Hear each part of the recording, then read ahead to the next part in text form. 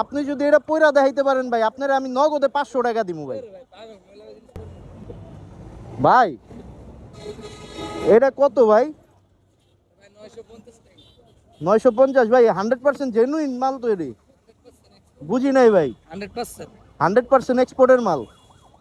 আচ্ছা ভাই, যেহেতু ভাই বাহিরের মাল, আপনি যদি এটা পয়রা দেখাইতে পারেন ভাই, আপনার আমি নগদে 500 টাকা দিব ভাই।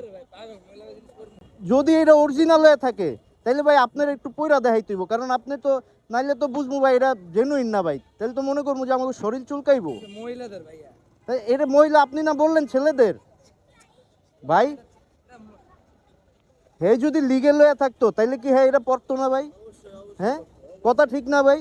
তাহলে এটা পড়বো না কি লিগা ভাই? আপনি তো কইলেন এই যে আমার দেখাইলেন এগুলো হইছে ছেলেদের মাল, আপনি আপনি যদি পয়রা দেখাইতে পারেন আপনার 500 টাকা। বুঝলাম না ভাই, 500 নগদে 500 টাকা দিব, ভিডিওর মধ্যে কইতাছি। হ্যাঁ ভাই, ভিডিও আমি আমি নগদে 500 টাকা দিব ভাই। আপনি কি কন ভাই? এই যে ভাই সাক্ষী আছে, আমি 500 টাকা দিব নগদে। ভিডিও তো করতেই ভাই।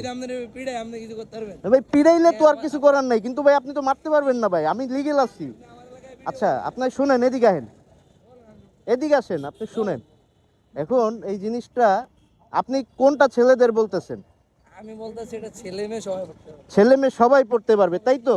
এটা যেহেতু ছেলে মেয়ে সবাই পড়তে পারবে, তাহলে এটা যদি ভেজাল মুক্ত হয়, যেহেতু সবাই পড়তে পারে, আপনি একটু পয়রা দেখান ভাই।